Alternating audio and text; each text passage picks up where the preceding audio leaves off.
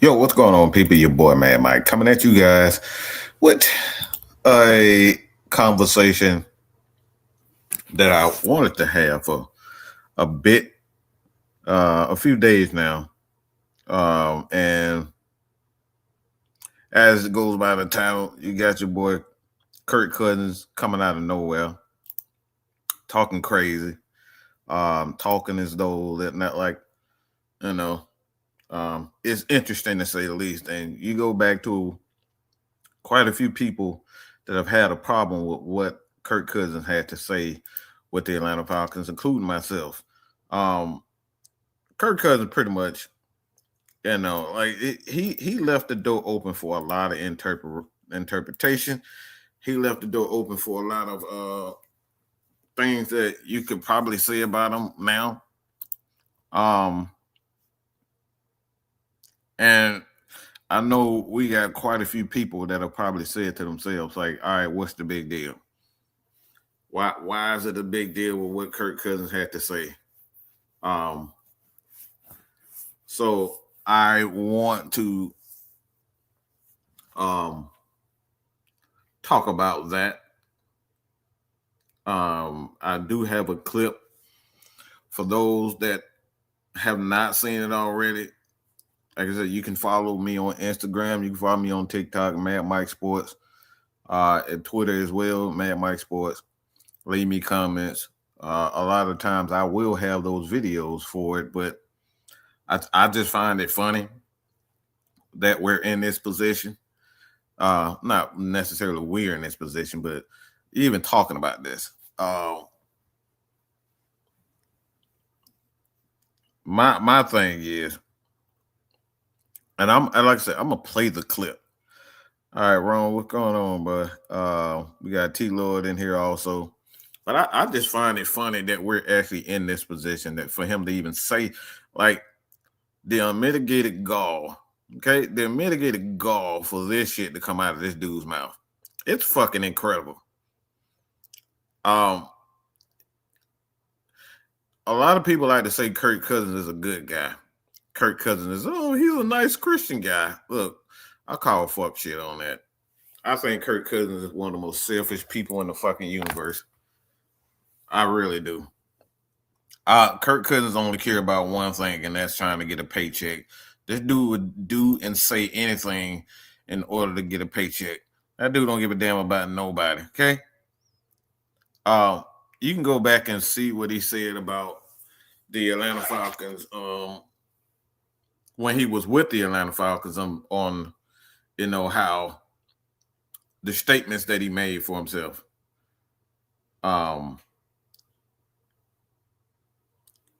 Says about competition.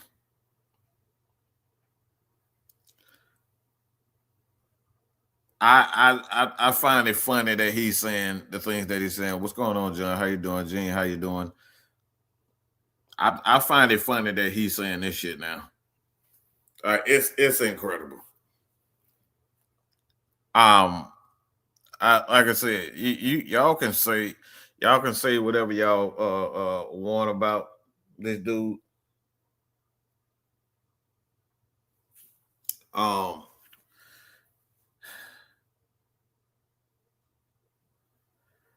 I just, like I said, it's funny that we're in this position that Kirk Cousins is said.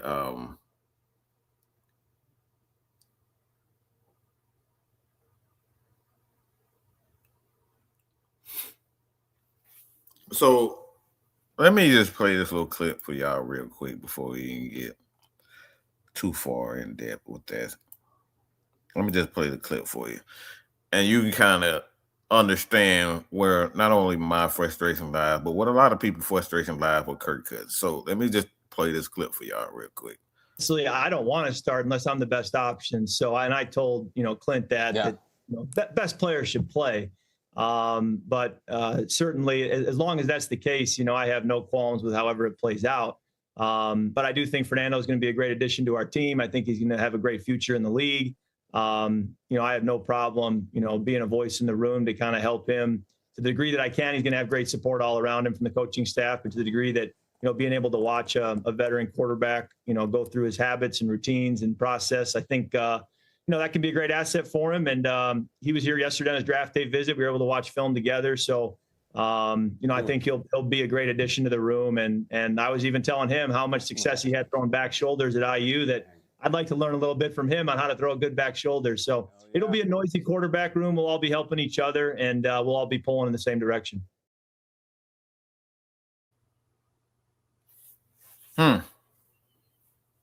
Yeah. Kind of interesting that he said that, right? It's really interesting that dude will come out and say something like that. Okay? Really interesting.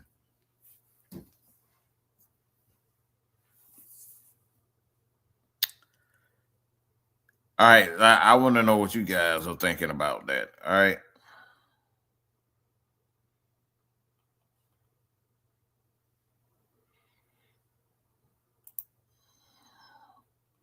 But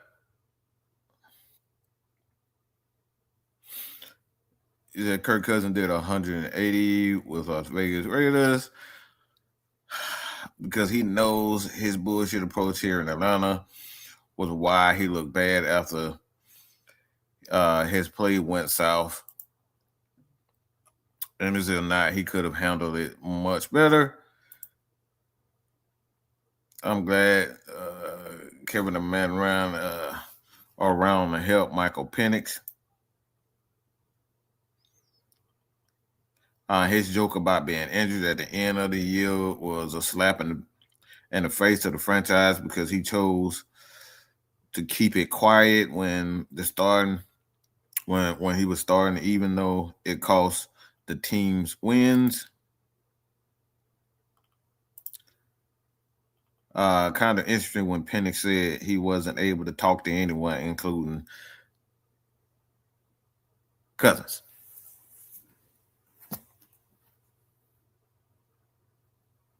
Yeah.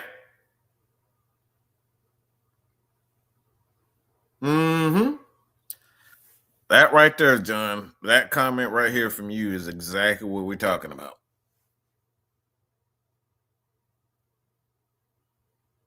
Yeah.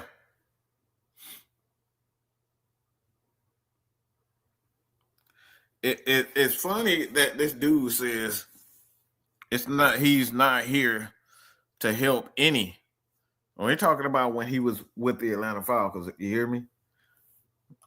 When he was with the Atlanta Falcons, this dude went out of his way to say that he's not here to help Michael Penix develop, play, any of that. Yet he's willing to go to the Las Vegas Raiders and help a guy like Fernando Mendoza. Now, Fernando Mendoza has not been drafted yet. I think that's interesting to say the least anyway.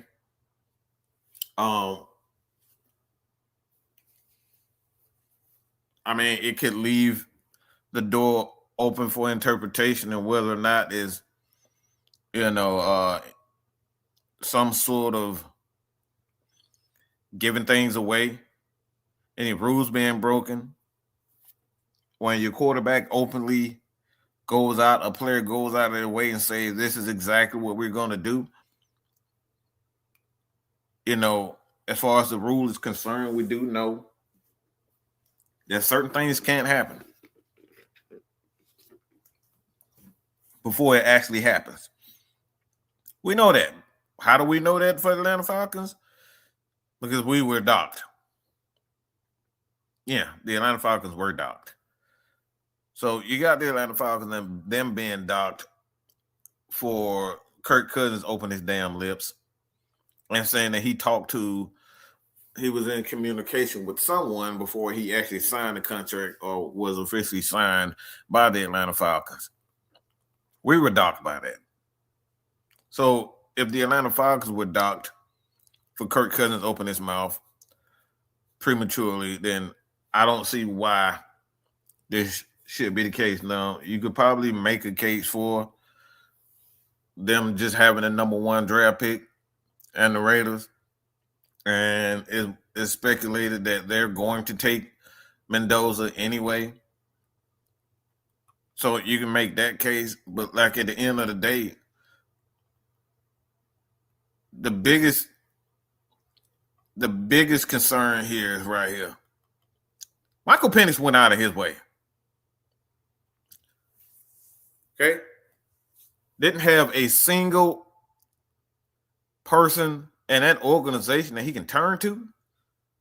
Okay? This is supposed to be your starting quarterback. This is supposed to be a quarterback that you're helping to go and be, something.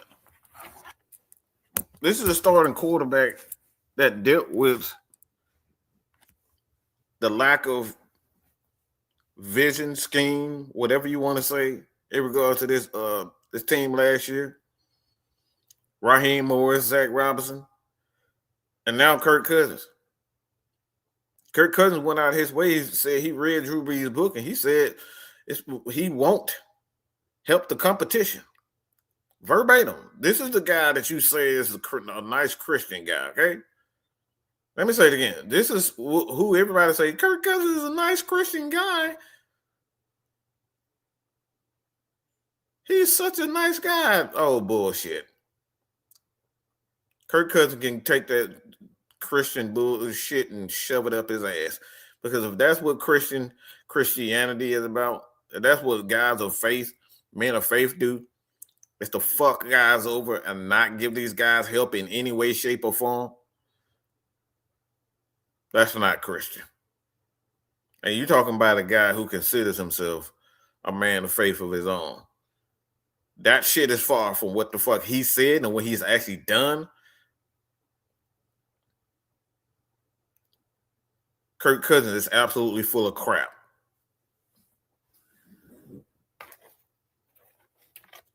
And I'm gonna be honest. This is where I really want to draw the line in the sand, because the way I see this with Kirk Cousins, I'm gonna be real about it. There's 2 ways you can look at this.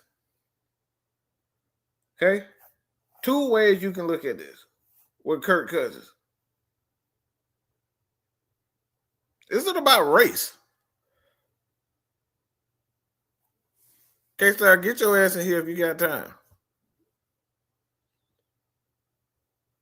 All right, because is this about race? Because you go to the Raiders, you got your check.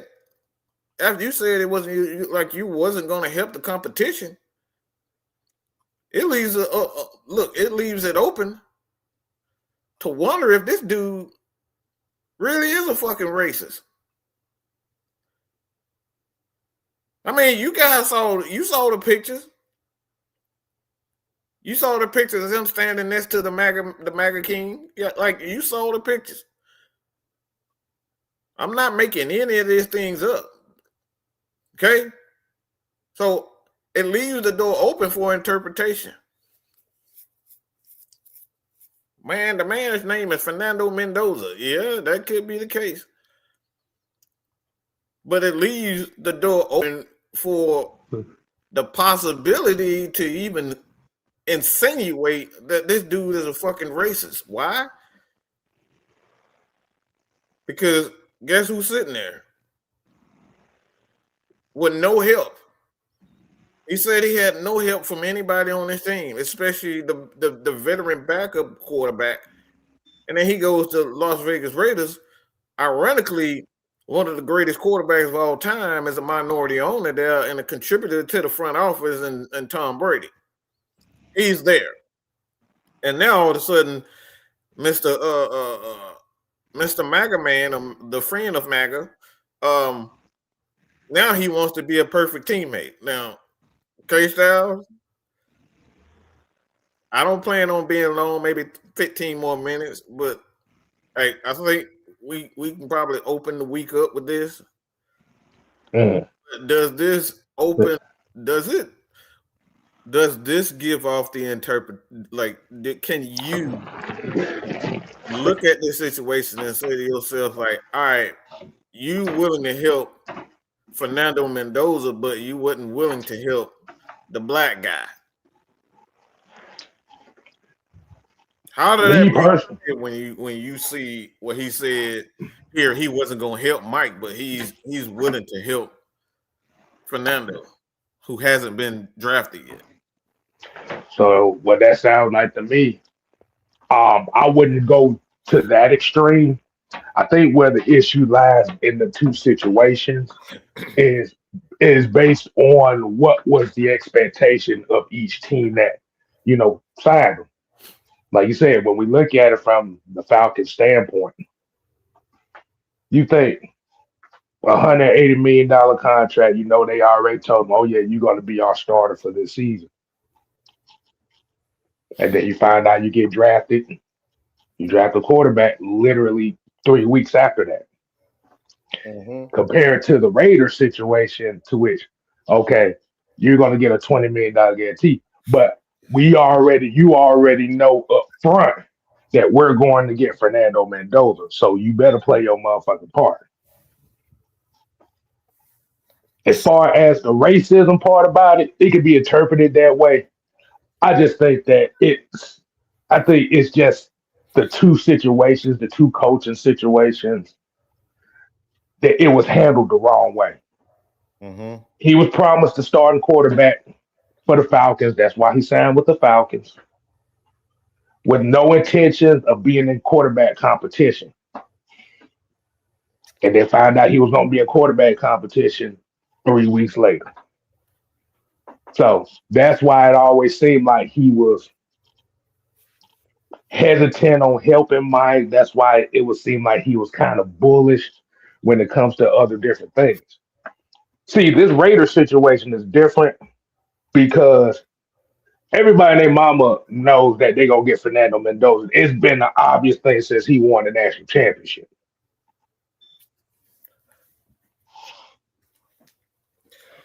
So it goes to that. It goes from that to this point. Mm-hmm. Now, the question that I have is, was Michael Penix screwed by Kirk Cousins?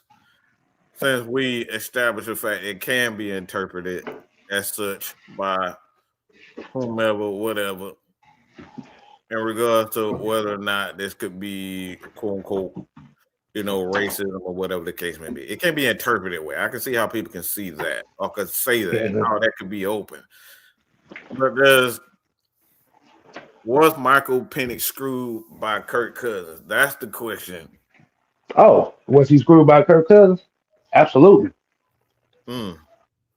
Absolutely. I mean, because like I said, for one thing, when Penix come out his own mouth and says, I have nobody to turn to, Kirk Cousins was included in that. Mm-hmm. See, it is unfortunate, and like I said, it's unfortunate where jealousy and envy and stuff comes into play here, because you don't want a quarterback to feel like he got nobody to turn to. Mm-hmm. And the biggest indicator that was going on was DJ Williams. DJ Williams came out and said that he needed to stop being a baby and talk to somebody. DJ Williams, the quarterback coach at the time. Yeah. And he was fired along with Raheem, Zach. He was fired. Yeah.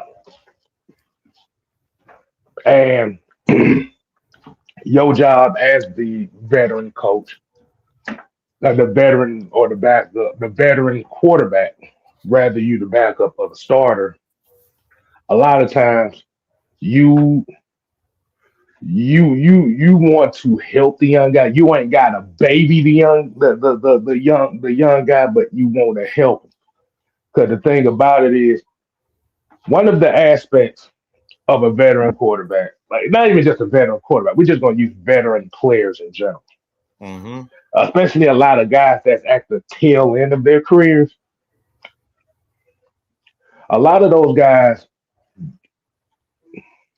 tend to, like I said, if they want to further their careers in the coaching and stuff like that, you have to be willing to teach the young guy. That's why a lot of star players don't really do coaching like that, because they have not had that mindset of helping somebody else. It's all about themselves. Mm-hmm. Which is funny. Which is funny because you talk about, like I said, having that, but like, um, what's going on, D. Sloan? Is having that mindset and not wanting to help. And I think when you look at whether or not Michael Penix was screwed by Kirk Cousins, like I agree. I wouldn't go as far to say, you know, that he's racist or anything like that, but that's a conversation you gotta have, because there are people out there who's gonna, insinuate based on his actions. You do it for the alleged, and we're talking about a guy named Fernando Mendoza. I mean, I think we know what Fernando his ethnicity is. We know it is. But at first glance, you just say, yeah, man, you go for the guy that look more, more like you. You'll help the guy that look more like you. People think like that. So I wouldn't go as far to say that he's racist or anything, but it can be interpreted that way. But it goes back to saying, it's like Kirk Cousins did play a hand in screwing Michael Penix. And my thing is, Mhm. this is where I say, if Kirk Cousins is going to throw that badge out there, and what I mean by badge is he lets it be known that he's a man of God, that he's a Christian. Okay, what he did here, as far as that label is concerned, was what he did to Michael Penix, was that Christian? Was that a Christian way not to help this kid when he was asking for help? He I was mean, asking. just based off the word and what has been said, you're usually supposed to be helping a helping hand and helping who's in need. The man in need. So that's one of the main reasons why I'm looking at it. I'm saying, I'm like, you can't throw a badge out there and say, this is who I am. This is what we represent. Because at the end of the day, when you've made $300 million in your career, not saying that's what he took home, but Hmm. you made $300 million. Well, I can comfortably say that you made over $100 million in your career, and you have that in your bank. So I can say that without a Hmm. doubt. So Hmm. when you've done that, you had a successful career. What's it to you to lend a helping hand to a guy who's just now getting in the league? Look, because at the end of the day, let's just say that Kirk Cousins was screwed. And Kirk Cousins was screwed. And we let it be known that he was screwed over by Raheem. He was screwed over by Terry Funchal. Because those guys want to secure their legacy here in Atlanta. They use Kirk Cousins, and make no mistake about it, they used him. Hmm. They used Kirk Cousins. Kirk Cousins wanted to get the hell out of Minnesota. He wanted another contract. They took advantage of that, and they gave Kirk Cousins his money, and then turned around. Not even barely a month later, you draft another quarterback. So he was screwed himself. Mm. Because there's one question that we forgot to ask in this situation too. My question is, who are you be more in tune with, Terry Fontenot or Tom Brady? Mm-hmm. Yeah. Because when it comes to Tom Brady and his status in the NFL, especially with him being a partial owner Mm-hmm. and guy that's into the decision making with the Raiders, if Tom Brady tells you, okay, you going like I said, you're going to mentor this guy. Of course, Kirk Cousins gonna listen. Of course, that's gonna be the first thing he says. But that goes back to the leadership up top, above Kirk Cousins and everybody else on the field. The Raheem Morris, the Terry Fontenot, the Rich McKay, the DJ Williams, the Marquise Williams. Mm-hmm. You have to wonder now, did they do anything in their power to ease the situation, or did they let it manifest into some shit and said, that's not my problem? Mm-hmm. So you think they created a hazardous work environment? They created an unnecessary situation, and instead of having a solution or working a solution out, they just told the players, y'all work it out yourselves. Yeah, yeah. I think that's the case. I think that's the case. Um. So you saying that it's kind of interesting you saying that because I just got another thought. What was because my thing is if you look at it, you got a veteran quarterback and you got a young quarterback who really doesn't know what he's getting himself into. Mm-hmm. First year in the league as a quarterback, second year in the league as a quarterback, like he isn't as experienced, so he don't really know how to navigate throughout through situations like this. So do you think that they deliberately tried to screw, or whether it was Terry Fontenot, Raheem, or Zach? But like looking back on it, how the end of the season played out with the route concepts with guys like Michael, Kyle Pitts, like the route change, the route concepts with Michael Penix, with Kirk Cousins versus Michael Penix with Kirk Cousins completely changed. It completely changed. They weren't running the same route concepts with with Kyle Pitts later in the season. They were doing all the things. They were using in the middle of the field. They were using as wide receiver. They were splitting them out as wides. Like they were doing all of that. But when Michael Penix was a quarterback, it just seems like, all right, we just want you to stand in the middle. We want you to run curl routes and run out routes. That's it. Because The everything Calvin, was the Calvin Ridley playbook. the Calvin Ridley playbook. Everything was always on the same side of the field when he was there. But when Outside the numbers, Cousins by got the it, numbers. all outside the numbers. So do you personally believe just like I said, these are schematic things you can go see for yourself. Mm. So do you guys think that they kind of chose after Kirk Cousins pitched the fit, because that's what he did. He pitched the fit because once he got hurt, he ended up, lying about his injury. And we know he lied about his injury. Kirk Cousins did a lot of shit. He lied about the injury because he didn't want to lose his job. End up losing his job, pitched the fit and say, well, since I lost my job, I'm not going to help Michael Penix.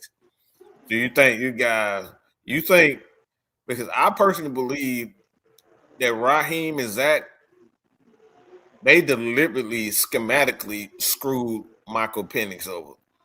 They run a whole bunch of concepts that they know wasn't going to work in the NFL, but they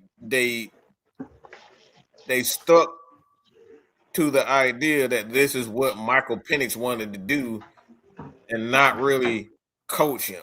Because I think they schematically screwed Michael Penix. Because there's another thing out there, Kill, that people said that Michael Penix can't play under center. Well, he did in those 3-4 games in his rookie season to finish the season. He did then, and then the second year, y'all say, well, he doesn't like to do it. So, do you think they schematically screwed Michael Penix over? I think they listen to the media. It's the same thing. It's like you said. It's the same old song and dance. The problem that I see. You say, can't he play under? Yeah, they schematic. I'm all over the place right now, but yeah, they schematically they fucked that boy over big time.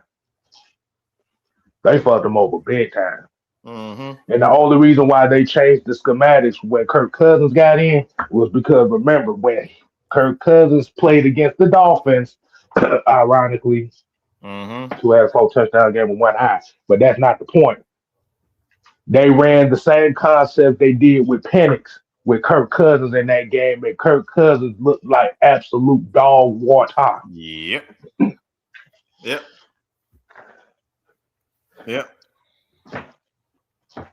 And the thing about it is, if you're going to be running outside concepts like that, you mix it. Like you said, you mix in different things. Like you said, it's like I'm gonna use this for example. It was almost kind of like the Tecmo Bowl playbook. Now you remember the Tecmo Bowl playbook? Yeah. It's 8 plays. You know there's 8 plays. And it seemed like they were hell bent on making that offense. They were hell bent on simplifying the offense to the point where they was going to be running 8 to 10 plays a game. Mm-hmm. Oh, you brought me to another point that I thought. But my thing is,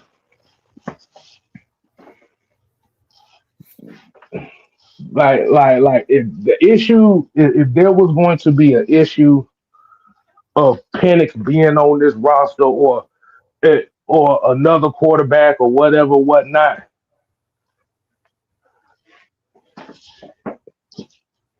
don't you think that that's something that you would let Kirk Cousins know right up front before he signed that contract?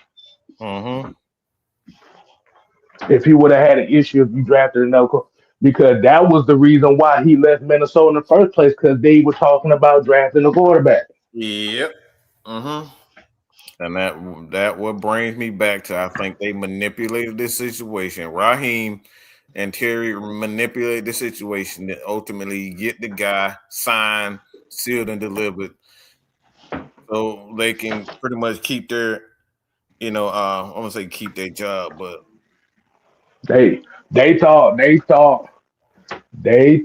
hard to keep that. their job. I'll say that. Well, not what it is. What the thought process was, they needed a veteran quarterback that they had some familiarity with, of some sort of familiarity with, whether it be other coaches on the staff or whatnot. Just to win, just to at least give you a couple more victories. Mm-hmm. And the problem is, you brought in a guy to give you one more victory, which wasn't enough. So, because they had to bench Kirk Cousins because of the pressure of drafting Penix in the first round, he got in his feelings about it. And the second year, they didn't have a choice. Mm-hmm. Because, like I said, bro, it just goes back down to the leadership up top. The leadership up top, the coaches, the GM, the president, all that stuff, it wasn't any type of identity. It wasn't any kind of cohesion. It was like a soap opera. Mm-hmm. Now, Terry's been with the team for 5 seasons, even with Arthur Smith. It wasn't that bad. Now, like you said, rather people question the Kyle Pitts draft or not, that's whatever.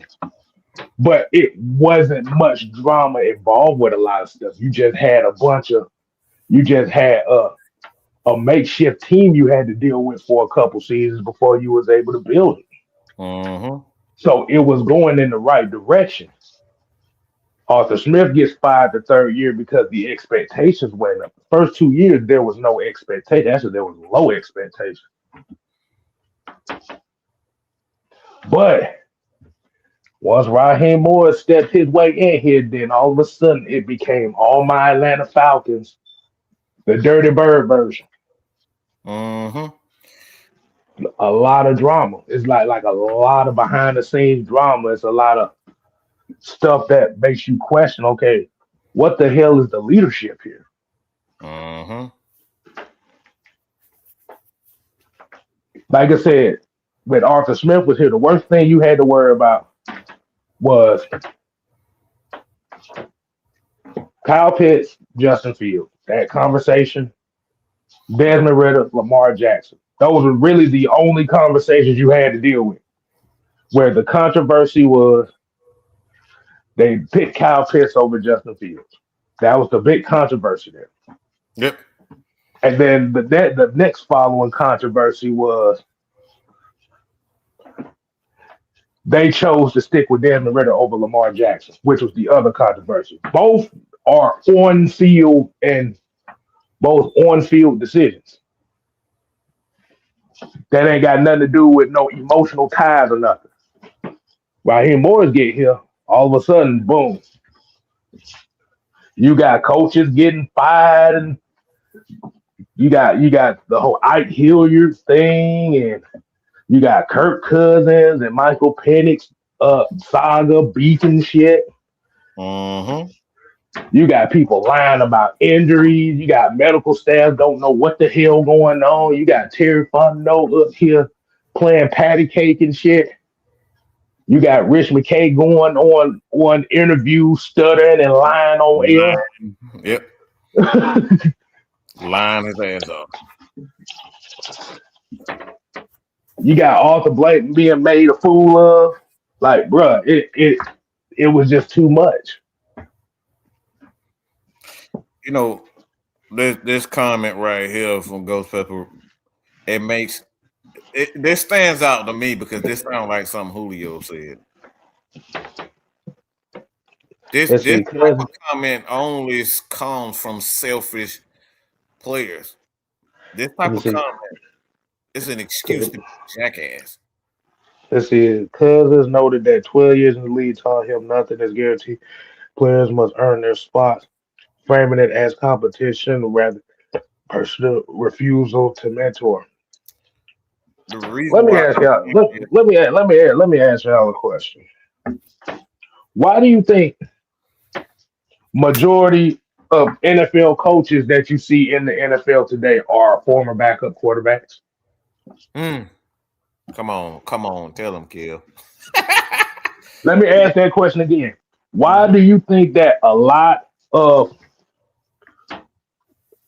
offensive-minded quote coaches or position coaches were former quarterbacks, former backup quarterbacks? Why do you think none of them were major league starters in the NFL?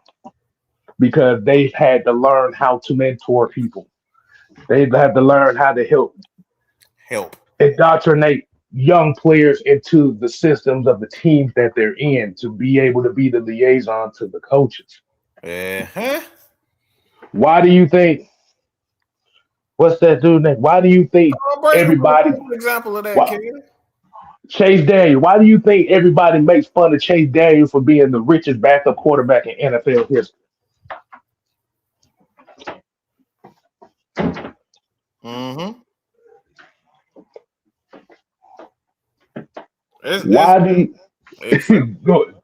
It's simple, bro.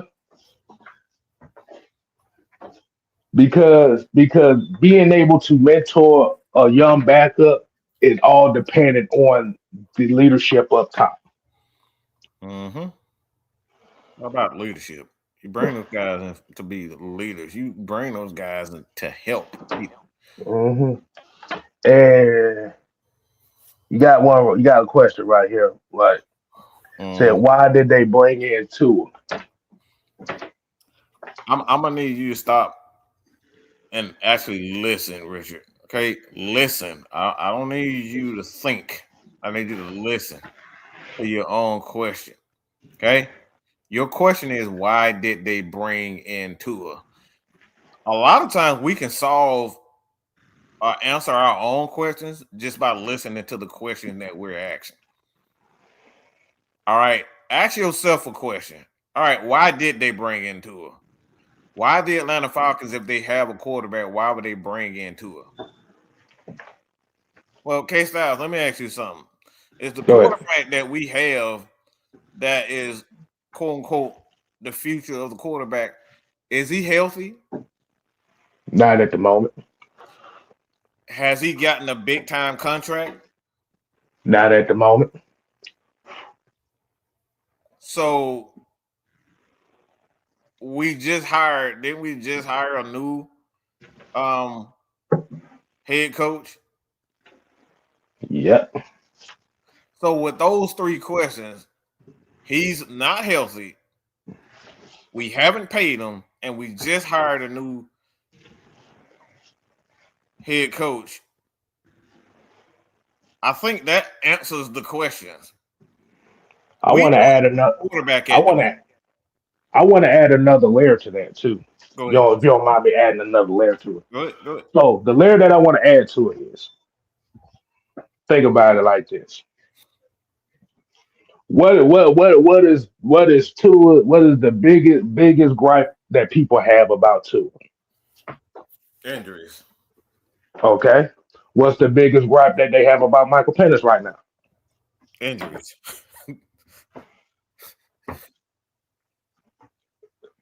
Michael Penix is left-handed. Am I correct? Yes. Tua is left-handed. Am I correct? Yes. Has Tua went through a lot of adversity as a quarterback in Miami? Indeed, he has almost identically. Michael Penix going through a lot of adversity in Atlanta right now too. Anyway, right? Yes. So essentially, what it sounds like to me is they brought in a quarterback that could relate to Penix, $179 million less, Mm-hmm. who's also led this league in passing yards at least one Yes. time. Yes. So yes, competition. There's nothing wrong with competition, but here's the thing. I'm gonna say it like this. There's a difference between competition and selfishness. Mm-hmm. I'm gonna use an example. As you know, me and Mike worked together for the last 6 years. Mm-hmm. Look what happened around us. We have OG Bix, we got OG Sam, we got True, we got Fresh, and we got Coach, and there are all these other guys here. Mm-hmm. Now, when we look at this YouTube space and we look at a lot of it, it's going to be a sense of competition. But in my case, and Mike will attest to you like this. Yes, we all competing for viewerships, for subscribers, and yada yada yada. But the difference is, as me being me, I'm helping them getting their shit better, and I'm willing to get help them out Well, while also having a competitive edge behind it. That's just like with Mike, me and Mike. Mike in competition with everybody. I know I got a long way to catch up with him. But guess what? He helps me out. I help him out. mm-hmm. And what ends up happening is You still keep yourself relevant and within the space that you're in, but you're elevating the people around you, which makes the space expand even more. Exactly. Yep. That right there, Jill. See, this is why the Falcon space will never get bigger as it is, because instead of one entity feeding everybody to make everybody get better, it's one entity trying to destroy everything around it to make that one entity the main face of it. Mm-hmm. That's why a community, like you said, it's about having a community mindset.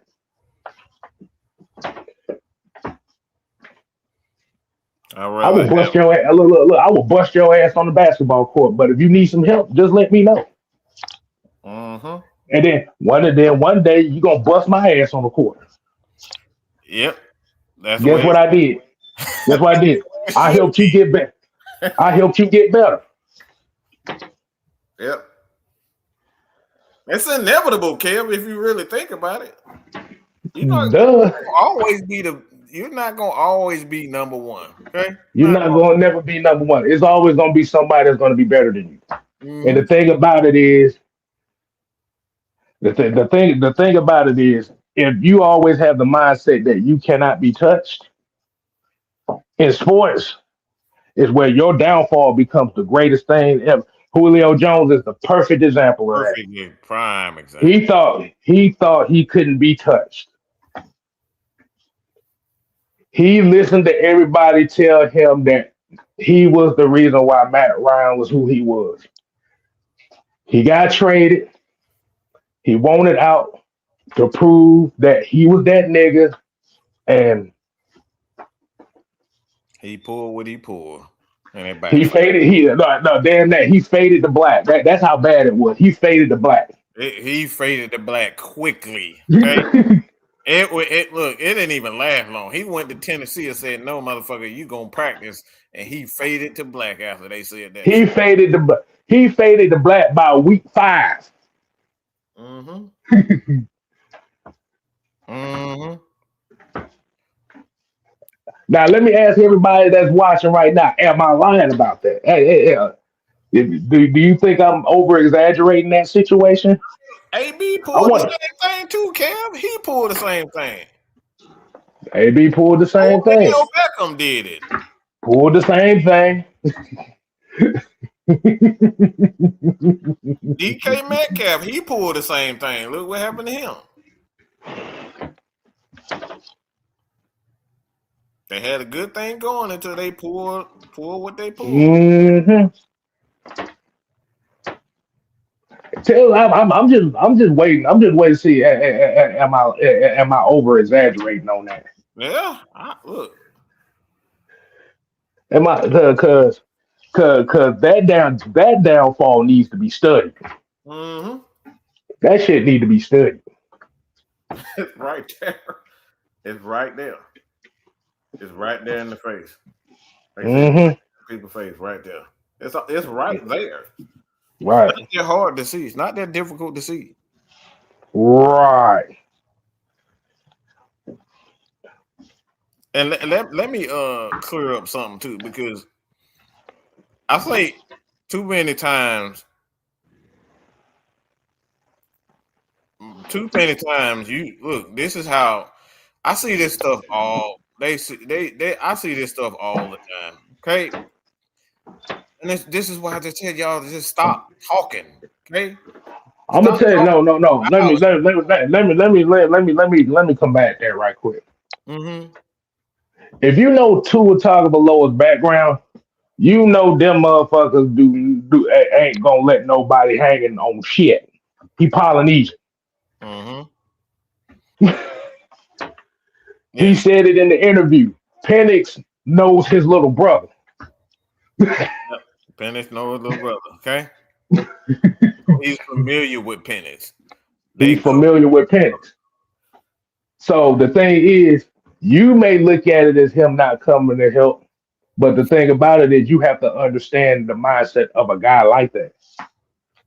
He's been in Penix's position before, because you got to remember, going back to college, he wasn't a starter. You remember who was the starter, Kel, in college? Jalen Hurts. Jalen Hurts. So he's been in the position where he's the backup quarterback. This is why you want guys that's going to be able to come to your team, and it's going to be an asset to it, and he's not going to bitch. He's already prepared for this position because he's been in that position before. It goes back to what Kel was just talking about. It's like you want guys on your team that's going to be an asset to it. That's why backup quarterbacks make the best quarterbacks, make the best coaches. Tua, he's essentially a coach. That's what he is. He's been there. Right. Yeah, right. And like you said, that's the thing. That's the thing. You have to look at people's backgrounds and stuff like that. Like you said, Tua is Pacific Islander. You know, they all about family and they all about helping everybody.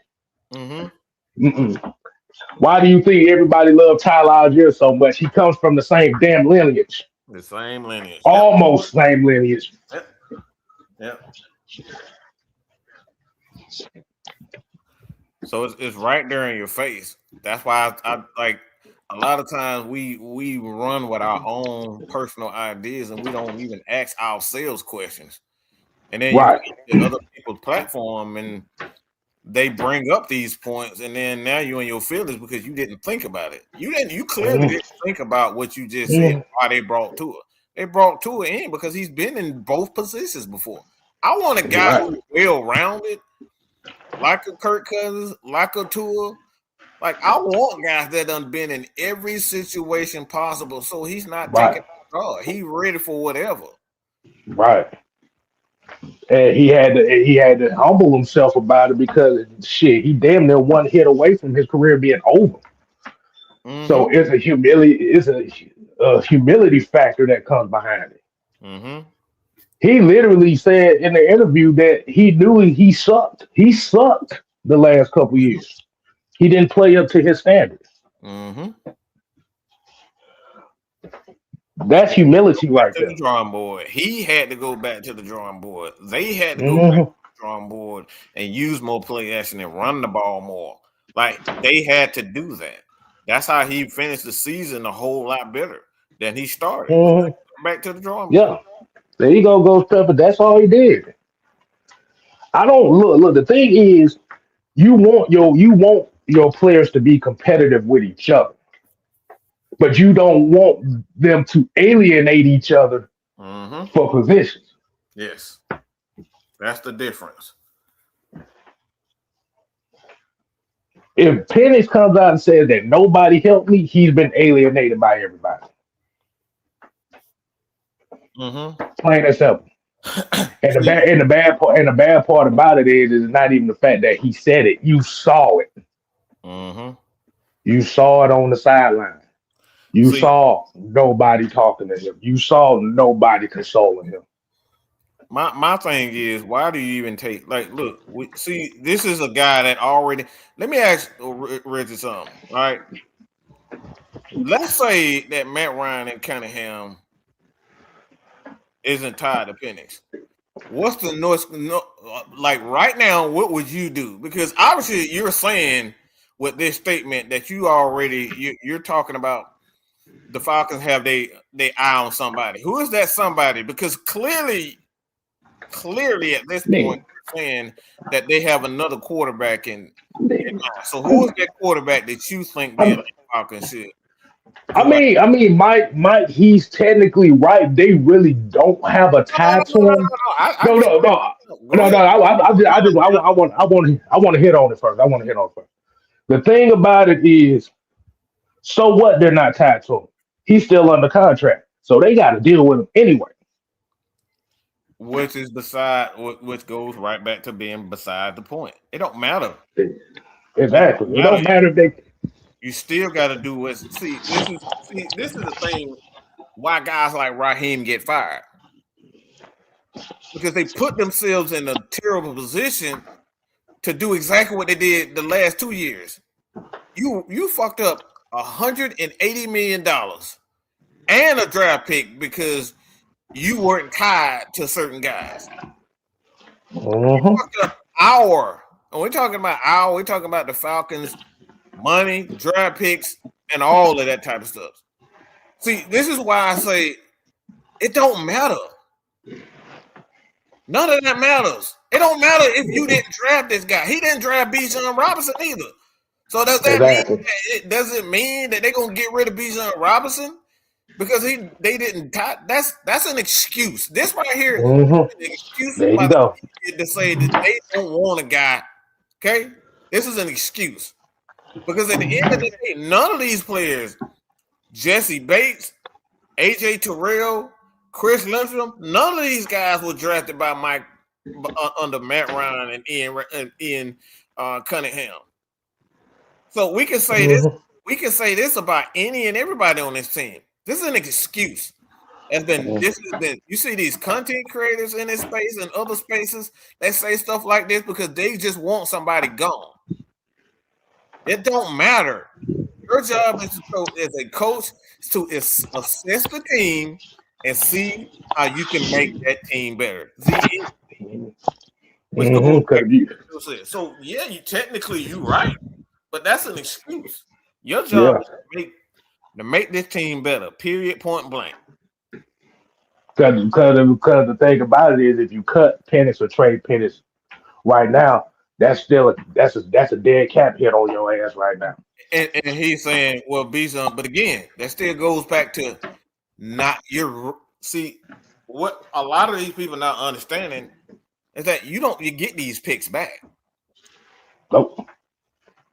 You don't get the money back. It goes into dead cap when you get rid of these guys. Okay? You're penalized each year that you do this. Each player that you do this, you're penalized. So before you know it, you only stuck with $100 million like the Miami Dolphins are. So you can sit up here and say, well, Bijan, look, they not up. We have a prime example right now in Philadelphia of exactly what you're talking about.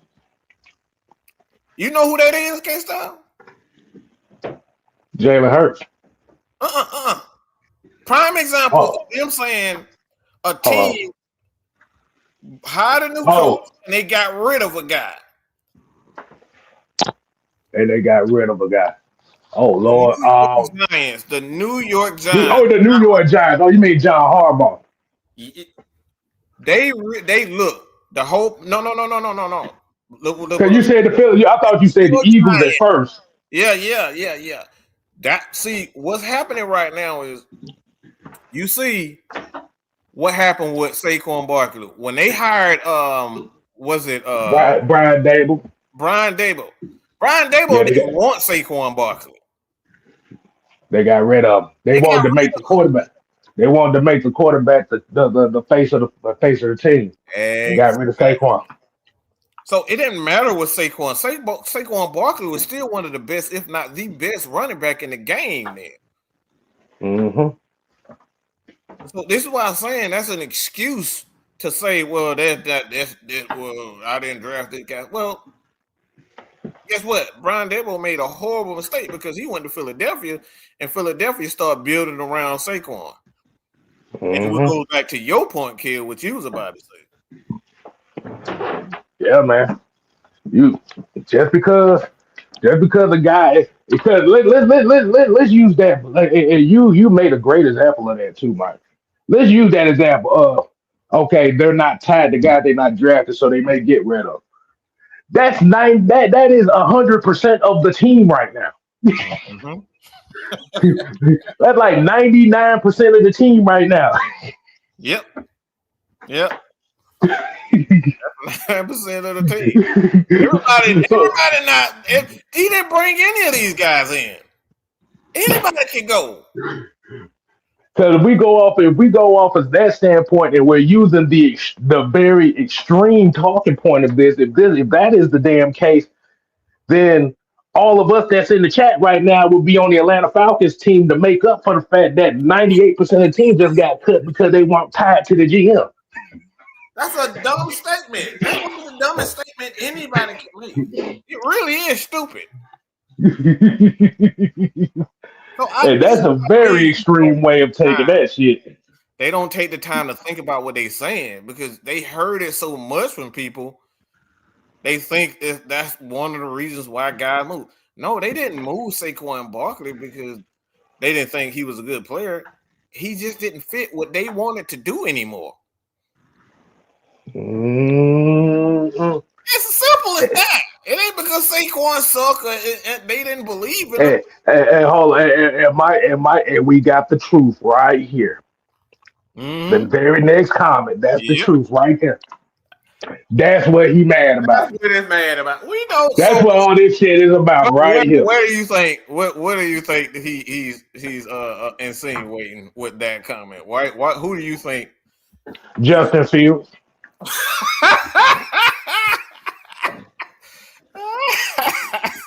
You let people talk long enough. They Justin Fields.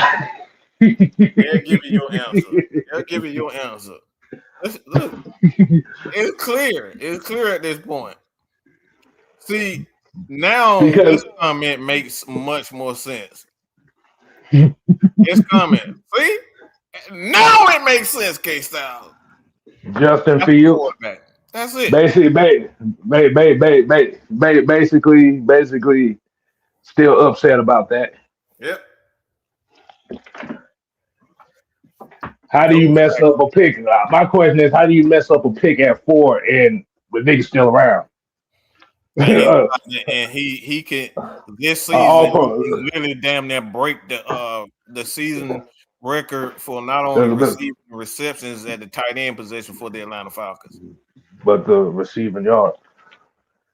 So you got a Pro Bowl. So I guess a mistake was a Pro Bowl and an All Pro tight end. I guess that was a mistake in Foso, right? And the correct answer is the nigga that's on his fifth chance right now. Fifth chance. Okay. His fourth team in 3 years. Let me answer that question right now. See, the thing is, quarterbacks aren't. Look, you talking about quarterbacks of the future. How many quarterbacks of the future that we know for sure is gonna get another $200 million contract, Kev? Right now. Mm-hmm. How many quarterbacks you think are due for a big time contract that we see right now in the NFL? You say this guy is definitely a star. Hell, all of them already got paid. Everybody, are you talking about the up and coming ones now? I don't damn know. Jaden Daniels stay getting hurt. Mm-hmm. Bo Nix may be the next one. Bo Nix may be the next one. Maybe. There's a lot of maybes in here. See, the problem is you guys want to sit up here and talk about whether or not Tua is the future. When everyone look, what happened with Patrick Mahomes? First year, didn't play a lick. He played one. I think he played one game. He played one game his rookie year.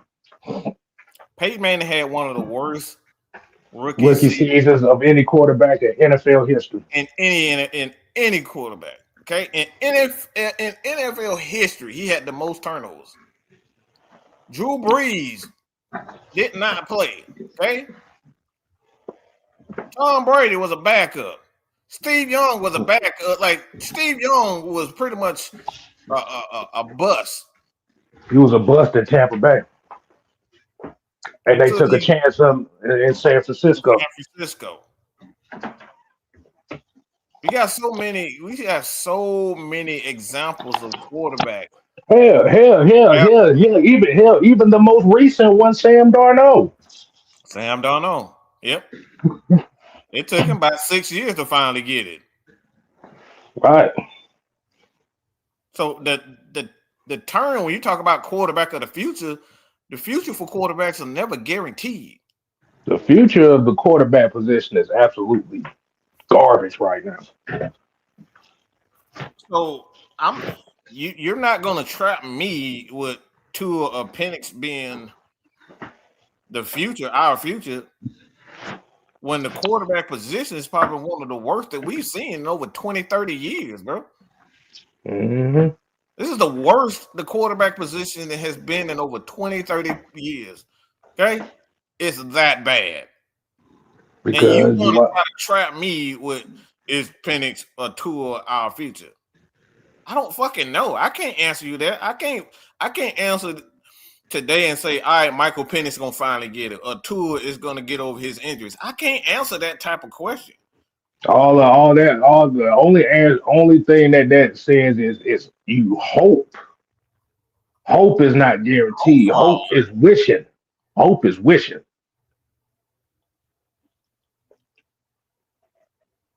That's it.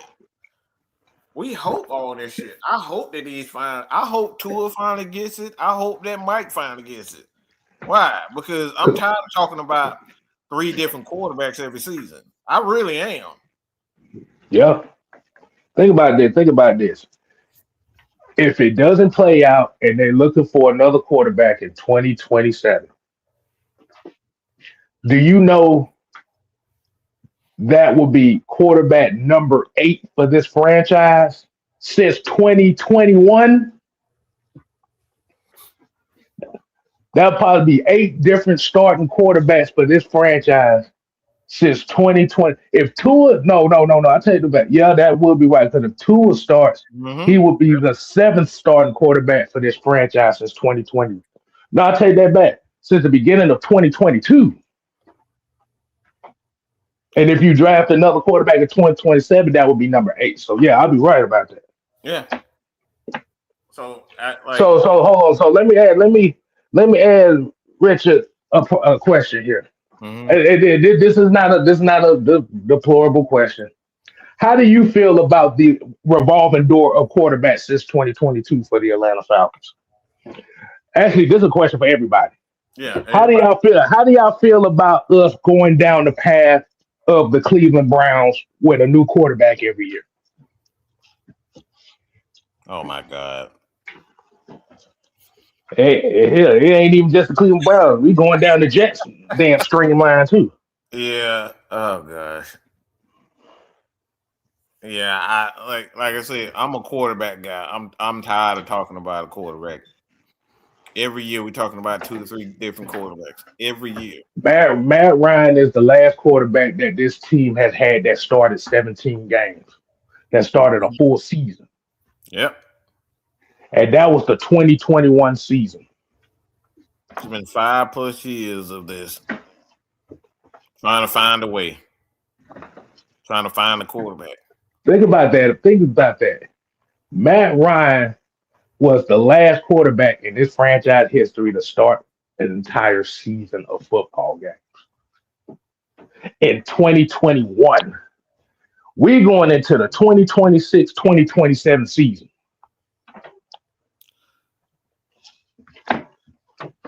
And let's throw this in here too. Not just say that this is Atlanta Falcons. This is across the league, y'all. This is a league issue. Drew Brees and Marshawn Lynch talked about this on their podcast about the quarterback position. Like everybody want to point the finger and say, "Oh man, we should look." B Lane retarded ass in here talking about we should have checked the Carfax on Penix. Well, we should have shut. Look, have that same energy for Mr. Michael Vick, okay? Because I know you in love with him. That son bitch never finished the season. But he's revered as one of the greatest of all time in this franchise. Never finished a season healthy, ever. No. It's just no. Now we want to talk about today. When you worship tomorrow or yesterday, you worship yesterday, but you want us to focus on today. That's not how it works, sir. Cicero, fuck you and Vic, okay? What the fuck? No, don't diss Vic. No, we gonna tell the truth, sir. We gonna tell the truth. You motherfuckers love. Let me say this. I'm gonna say this, Mike. I'm gonna say this about Mike Vick. Mike Vick was one of the worst things, yet best things to happen to this city for the simple fact of that. Mm-hmm. I've said the same thing for years, kid. He was one of the greatest things, yet the worst things that happened to the Atlanta Falcons. And this like I said, I'm going off topic on this. We needed somebody at that time with Vic. We needed a pick me up, so to speak, with the fan base, somebody that we can look up to. Because we had nobody at it. So Vic came in at the perfect time. And the thing about it was, and I'll say about this. This is just based off of what I saw. What I saw hard for Mike Vick right now. I shouldn't even say it, Vic. Cedric about to bust his own face. Okay? I'm gonna tell you where the problem happened with Vic. We're not talking about no dog fighting shit. We're talking about on the football field.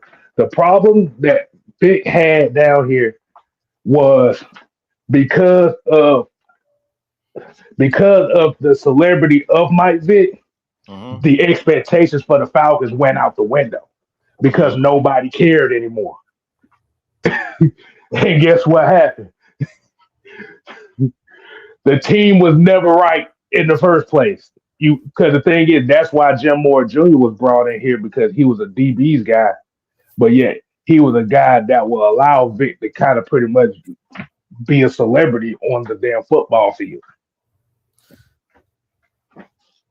Let me ask you a question, Kill, because Sidro just asked a question. Would you rather have Vic or the quarterbacks we've been had since 2021? And let me set this up, because you know what he just said, right? Would you rather have Vic or the quarterbacks that we have in today? Okay,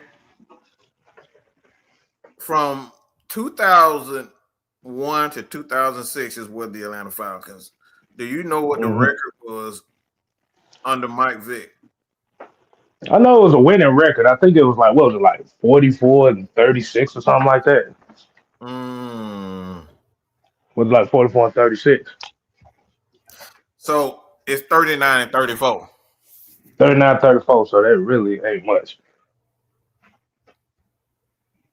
Nah, like you said, if you're just talking about just based off the quarterback position today, I mean, we've already had Mike Vick already. We already had Mike Vick. We living in Mike Vick right now. What are you talking about? That's the point, K-Style. We already with the quarterbacks we had. Michael Vick wasn't that much of a difference. We got a running game in Bijan Robinson. We damn near rushed for 2,000 yards every damn season. Because already got Mike Vick. Because you have to remember, right around that Mike Vick era, we was one of the worst passing offenses in the league for like 4 or 5 straight years. One of the absolute worst. We was the number one rushing offense for about 4 out of the. I think we was number one 3 out of the 6 years he played down here, but we was like top 5 in every year. Yep. But we was always bottom 3 in passing. Mm-hmm. And I'm gonna tell you something right now, and you gonna feel me on this. If Mike Vick passing offense from 2001 from his era was on the Atlanta Falcons right now, Mike Vick would get booed out the goddamn stadium. They would boo his black ass out the stadium. He wouldn't come on. No, bitch. Yes, you did, Sidro. Stop that fucking ass shit. You acting like a little bitch now. Now you want to go back on what you said. You said who you would rather have, Vic or the quarterbacks we've had now. We've already seen it. We have that. You said, okay, you said these guys were that. Look, at the end of the day, Vic was absolute dog shit. Okay? But you poured a little potpourri, you put a little bit of honey on it, you put a hat on it, you put some shoes on it, you put some some girls put some Daisy Dukes on the shit, but it was still shit. It's dressed up doo-doo. That's all Vic was. You don't mind if I hurt his feelings a little bit, right? And this is gonna be fun. Did you know that Mike Vick's best passing season for the Atlanta Falcons was equal to that of Desmond Ritter's season? Des fucking Ritter, y'all. We've already had Vic. Let me say that again. If you go look up the numbers of Mike Vick's best passing season as an Atlanta Falcon, and like I said, this is not throwing a dig at Mike Vick, but these are facts here. Look at the numbers of Mike Vick's best passing season as an Atlanta Falcon, and look at Desmond Ritter. Desmond Ritter got bit. Look, come on, bro. It's the same. It was the same numbers. The only difference between the two seasons was the fact that, let me see, they went 9-6-1 that year. So they went 9-6-1 and went to the playoffs. Mm-hmm. And like you said, you had to add Mike Vick's rushing yards and his rushing numbers in that, which kind of added to that a little bit more. But if you're talking about just far as throwing the football, but going back to what his question is we've already been down that road. We already had him, bro. Y'all. Yes, we're comparing Ritter because he's a better player. He's a better quarterback than Vic. This is not something that we made up. He's a better quarterback. Why am I saying this? Why would I say that? Oh you know they finna come to your house and try to burn your house down for saying come on, I dare you. I dare you, goddamn. Desmond Ritter's already shown that he's a better quarterback than Michael Vick. Oh God. Vick ain't never been consistent at shit. Even when he was in Philadelphia, he wasn't consistent.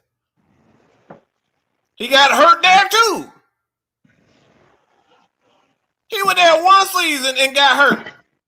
Because like I said, the problem that came down with it is he never got better.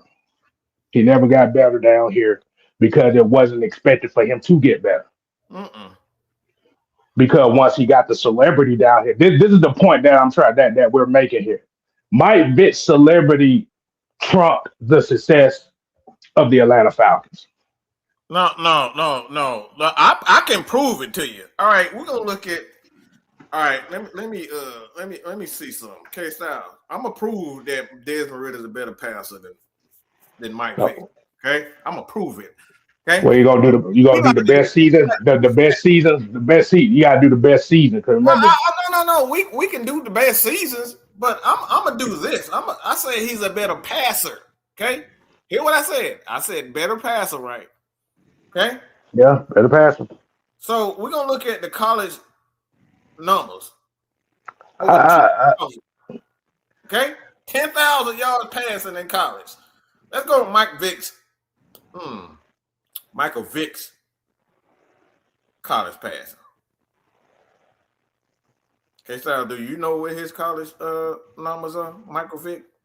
I think as far as passing, I think it's like less than 4,000. But I remember he only threw like 350 something passes in college.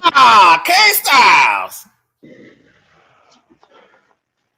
He threw less than 3,000. He had 3,074 yards passing in college. And how many years, Kev? Do you know? I think it was 2 seasons. 2 seasons. 2 seasons. Desmond Ritter did that in 2 seasons. He surpassed Mike Vick in his sophomore year. He's always been a better passer than Vick. They are really. But this shit about to be fun. They can be mad all they want to, but the numbers don't lie, pimp. I didn't say Desmond Ritter was a better runner and one of the most electrifying quarterbacks. I never said that. I said he's always been a better passer than Mike Vick. I think initially you said player, but I knew you meant passer. But when you got caught up and you said player, I think you meant passer. I still think he's a better player. Mike Vick is a glorified running back.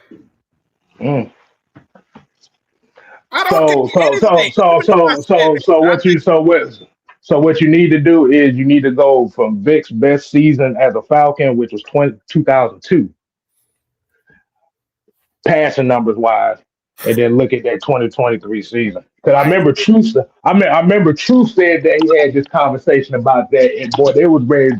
They was ready to throw Molotov cocktails at him through the goddamn phone. Like even that, it was only 2,900 yards, 8 interceptions. Okay, 2,900, 16 touchdowns, 8 interceptions. Okay, All right. and then you look at Ritter. Like, I mean, I remember specifically saying that about Ritter because Your Highness Lamar Jackson damn near threw for what 300-400 yards more than Desmond Ritter. Desmond Ritter had 2,800. He had 2,900. That man damn near had the identical numbers than Desmond Ritter.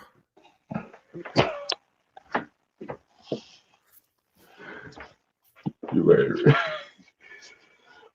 I'm just the cars don't lie. Oh my! he had That's funny. 29-36. Ritter had 28. Was it 28? I'm just guessing. It's like 28, 66 or something like that. 36. 28. 36. So he had maybe 100 yards more than Desmond. I think that was like 2 less games or something like that. 2 less starts. And 2 less starts. Yep. And less starts. So even in his best year, even in his best passing year, Desmond Ritter in less games still damn near had his numbers.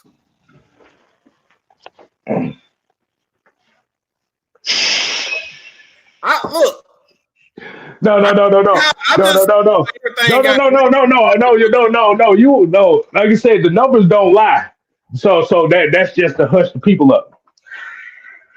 Listen. Oh, B Lane don't want to talk about Vic no more, do it? Look, I need to end the show now. All right, we need to end the show. Yeah, we end the show. They don't want to talk about it no more. But I will say this. This is the thing where we talk about where popularity trumps production. This is what Juan always says. Popularity trumps production. Because the reality of the situation is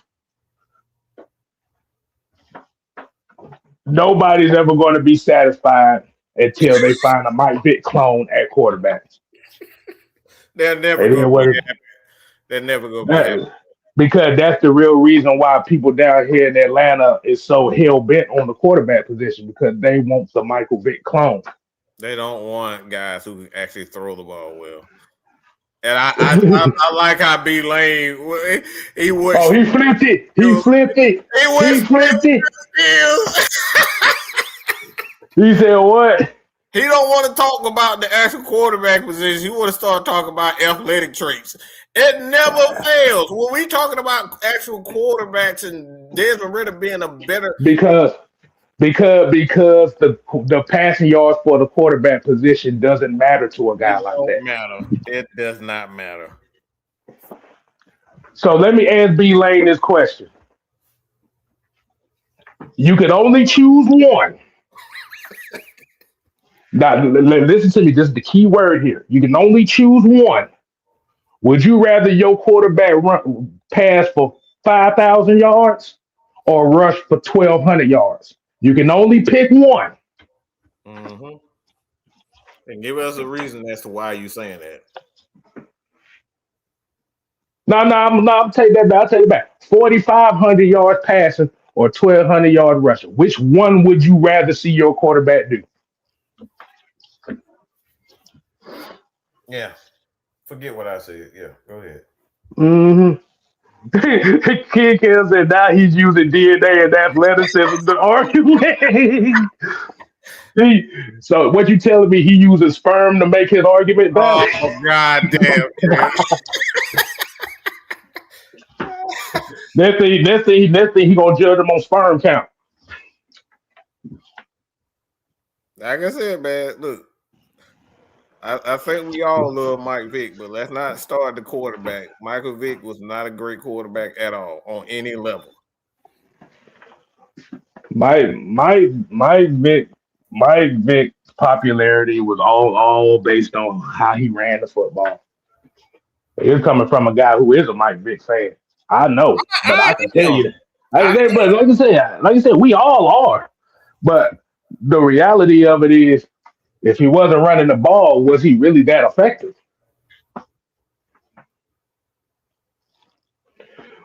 But that's the truth and the reality that I'm willing to talk about than anything. Kev, have you noticed anything about the chat? They died. They went away. They ain't talking about shit no more. Because what happened was they went to go look at the numbers themselves and looked at, Uh-huh. oh shit, they is not lying. Now Cinco want to talk about Philly Vic. Because the conversation was Atlanta Vic. Oh boy, this funny. This funny. See, you see, now y'all see, now y'all got a first witness see what happens when you take somebody's fandom and debunk it with facts, how they're going to deflect to something else. The motherfucker literally sat here and said he tried to use DNA and physical traits as a comparison. Oh my God, nigga. We talking about on the field, nigga. And to be honest with you, even Philly Vic wasn't that much better than Atlanta Vic. It was 1 year, Kevin. Wasn't that much better. If we're talking about the numbers wise, it wasn't much better. Like you said, you might have got, I think it was like 3,300 the first year, and I think it was like 3,000 the next year, and then he got hurt after that. But that was the Philly Dream team that what's that motherfucker name that everybody wanted a GM so badly? Damn, what is it? Not Von McClure. Who that GM that everybody wanted so badly? That was on TV. That's on TV right now.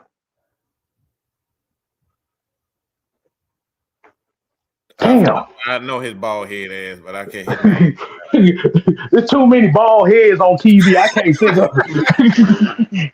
What's that motherfucking name?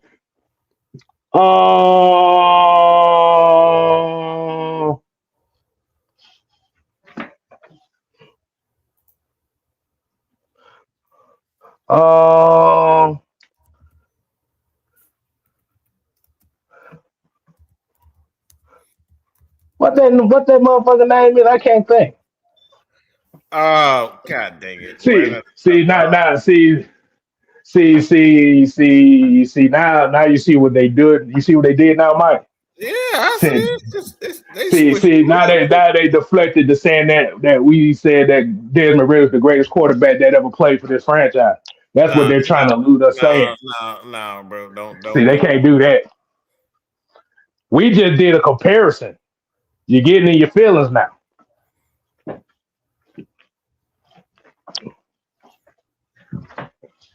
Y'all getting in your feelings now.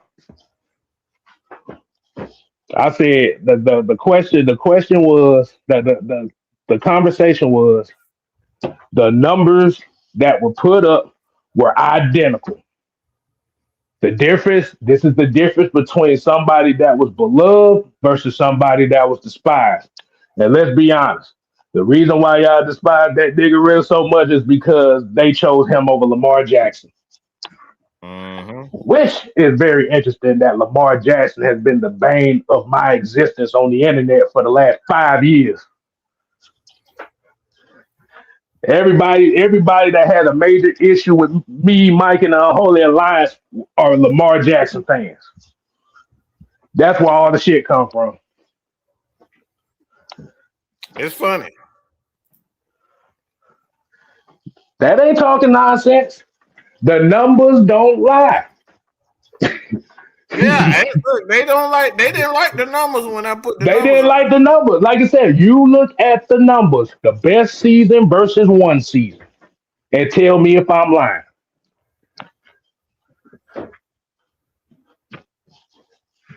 Because the comparison is if he sucked, let's just say Desmond Ritter was absolutely it sucks, as y'all said. It was no better. It was no better than the guy you worship. It wasn't that much better than the guy you worship. Yeah, let's flip it like that, Mike. Let's flip it like that. So let's say Desmond Ritter is the worst quarterback this franchise has ever seen, right? So let's do it like this. Desmond Ritter is the worst quarterback the Atlanta Falcons have ever had, right? According to Sidro and them, right? Yep.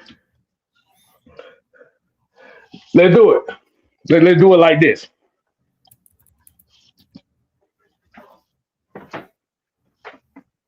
Based on the best season that he's had, was not that much better than the guy that they said was the worst quarterback this franchise has ever had. What does that tell you about the quarterback expectation position? Because remember, these are the same people that saw right after that and said that he was the worst quarterback in this franchise history. I'm just saying. This man here. Look, we done already had Mike Vick on this roster. Okay. And it's Desmond Ritter.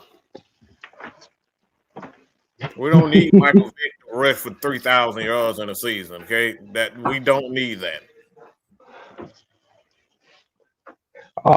B-Lane getting his feelings. He said we don't like being wrong. All right. So what exactly are we? What are we wrong? Let's flip it. Tell us what we're wrong about. Yeah, I let's talk about what we're wrong about. Well, we having a whole lot of fun with this one. I didn't, but it proved one thing though. It shows you what all this shit done prove is when you take when you take a player that these people love and you poke a hole in the stardom, this is what you get.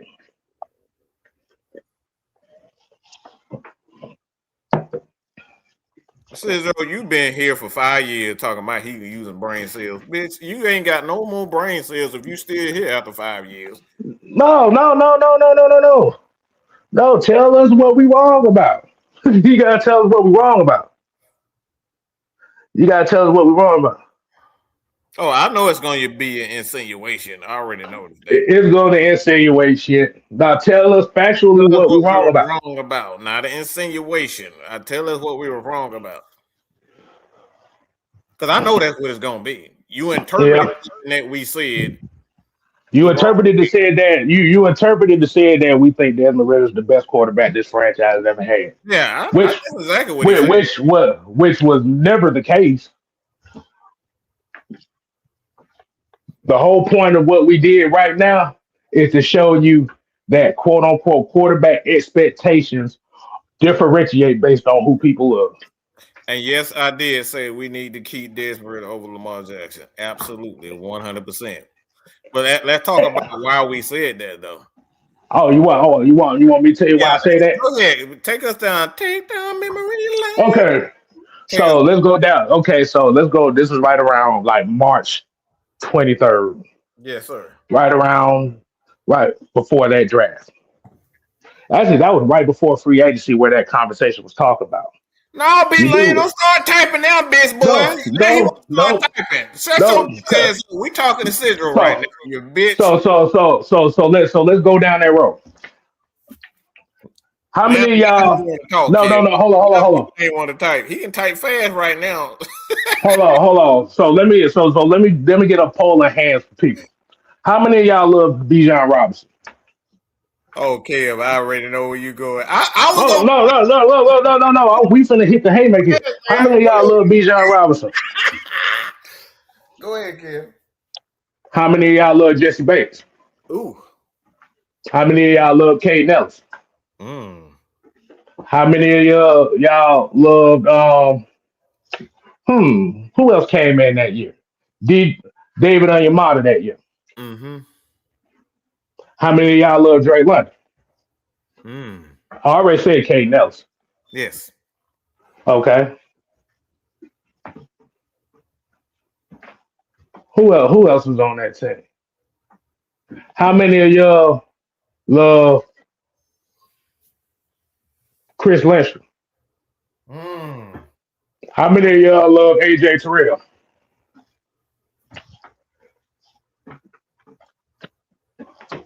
If you would have went through with that trade, them niggas wouldn't even be on this team right now. Because guess what you had to give up in order to get him? Kid, you want to give us It was 3 first-round picks, a couple second rounders, and you probably have to throw in a player at that. plus the $200 million you would have you've been forced to sign him with. Yep. So for all the Bijan Robinson level fans, wouldn't have been here. Would have never been there. You wouldn't have had the money to bring in a Caden Ellis, who y'all love. You wouldn't have to bring the money to bring in Jesse Bates. Y'all don't love. Drake London probably would have been on his way out because you wasn't going to be able to afford him the way the wide receiver position going. So it was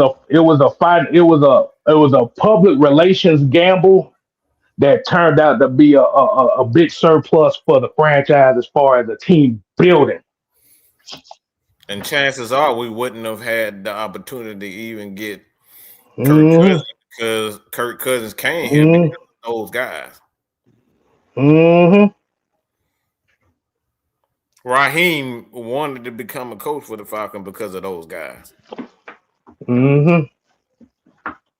See, Sidro now is deflecting. He's deflecting. He's deflecting his vitriol for what we're saying by assuming that we wanted Kirk Cousins for $180 million. I think you might want to go and look at those shows again because there's video documented evidence on that shit. He saw it. Sidro been here. He saw it. He in his feelings right. He in his feelings right now. He in his feelings, kid. He saw it.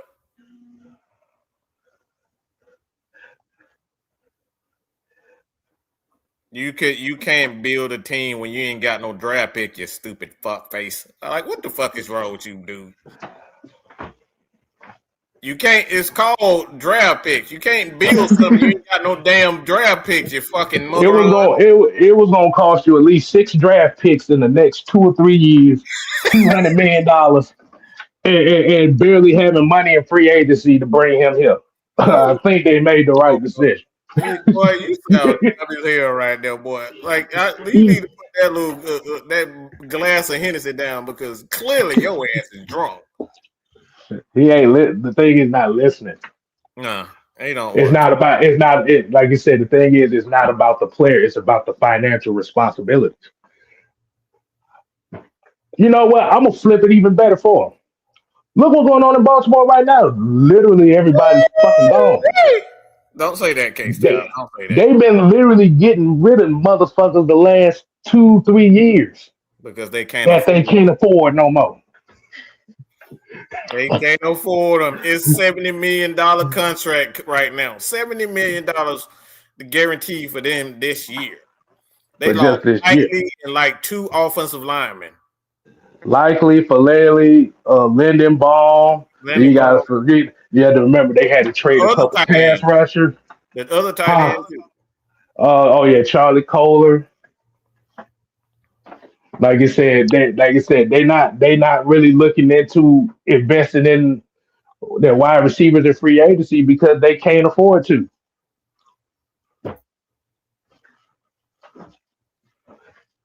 Like I said, bro,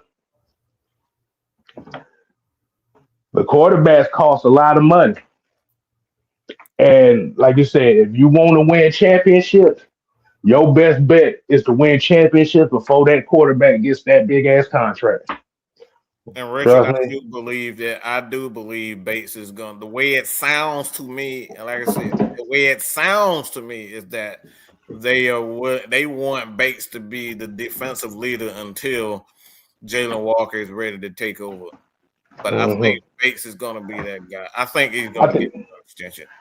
I think if Bates may, if he says he's willing to retire a Falcon, I think he's willing to if he's willing to take, some money off the books Yeah. and and stay for a little bit cheaper, I think they'll get that deal done. Because right now where the Falcons are right now, the direction of this team is solely dependent on out of Drake London, Bijan Robinson, and Kyle Pitts, who they gonna pay. Mm-hmm. Ironically, the 3 first-round picks in 3 back-to-back-to-back years are the ones that's going to determine how this franchise is going to roll. From this point on, like I said, it could be anyone at this point. I think everybody's pretty much a lock. Mm-hmm. I think everybody is a lock, but offensively, I think everybody's a lock. But I don't think defensively everybody's a lock. That's why I think it really just comes down to what Jesse Bates wants to do. If he really wants to play for the Falcons or retire the Falcons can make it happen with all 4 of those guys: Bates, Bijan, Drake, and Kyle. So I think they can. See, the thing is, you will have, like you said, it's going to be dependent on how they do this year. Mm-hmm. Yeah, it's going to be dependent because the thing is, you want to make sure that this is the right leader. Like I said, if this is the right leadership that can get this team over the hump, I could see that happening. But right now, this draft and this season is going to determine this team from down on out. Okay, if you want to take this. Let's see. And Mike, would you pay anybody but Bijan if we're not a championship team? If we're not a championship team, would you pay Bijan Robinson? Hell yeah.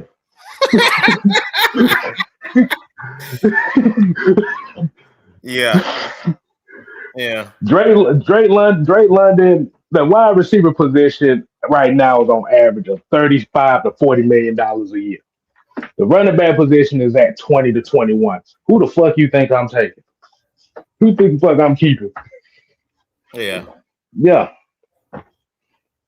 I'm getting rid of everybody. If you ask me, if we're not a championship team, I'm getting rid of everybody on offense.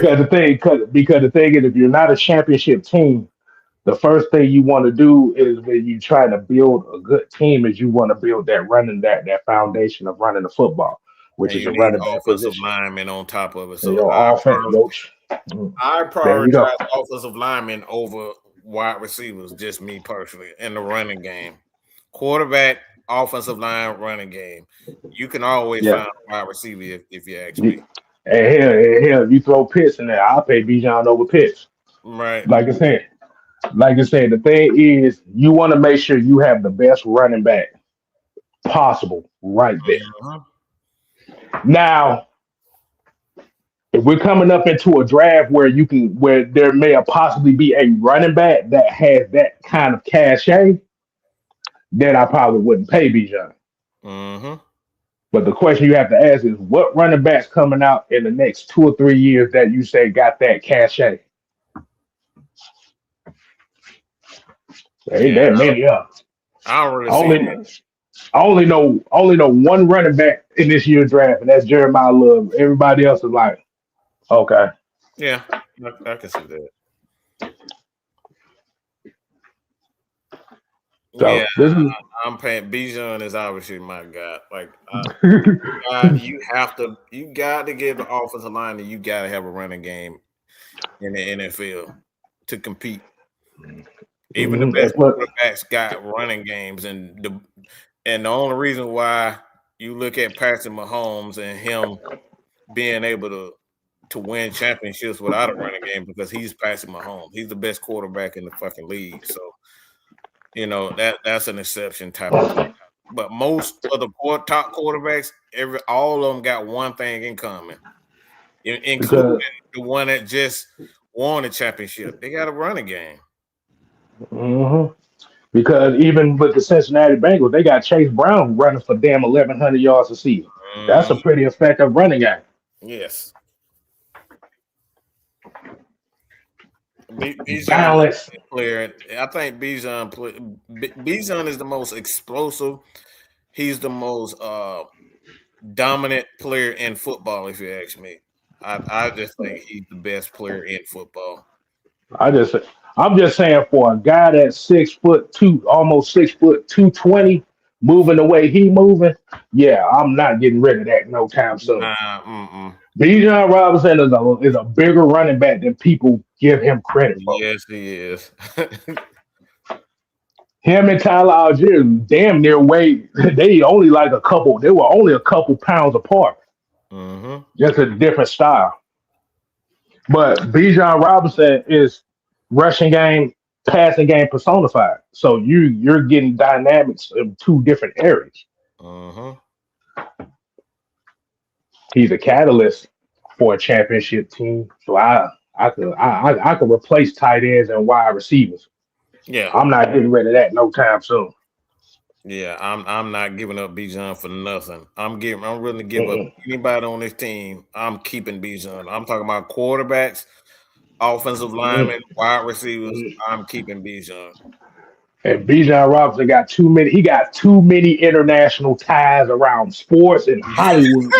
So yeah, the thing is, see, and we need to kind of have us. We need to talk about. We need to further exacerbate on this. I don't want to say too much about it, but Bijan Robinson the biggest benefit to this team is he's marketable. Yes, it is. Like he got his teammates going over in Italy and shit. Like, come on, man, what we doing? What running back that you know he got teammates going over in Italy? That man got too much cachet. Okay, Southside says, do you see Jeremiah Love being in that young running back elite list after his rookie season? Depends on who he get drafted by. By Kenneth Walker being signed by the Kansas City Chiefs, that throws that scenario out the window. Yeah. Well, I don't know. I like him, but I like. It depends on who he get drafted. It depends on who he plays for. Yeah, he got a lot of Devontae Freeman in him, if you ask me. Not really a bad thing. It's just like the frame, quickness. I don't know. I don't know if he got the breakaway speed, to be honest. But he's more quick and agile than he is fast, in my opinion.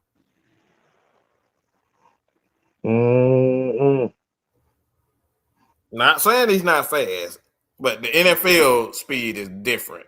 You know what I'm saying? Like NFL is just different. Right.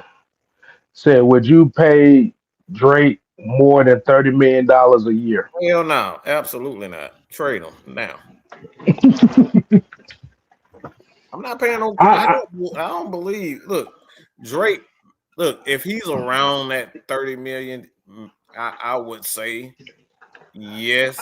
But I'm not going over $60 million for a wide receiver. Guaranteed money. That's all I'm saying. Yeah. I would, but it's going to be swayed depending on how this offense looks this year. Like I said, it just comes down to because $30 million, that's essentially, you could frame it. You could give him 38 1 year and then, 30, 31, 32, the rest of the year, the back side of the career. So you can front load a big number in the first year or two.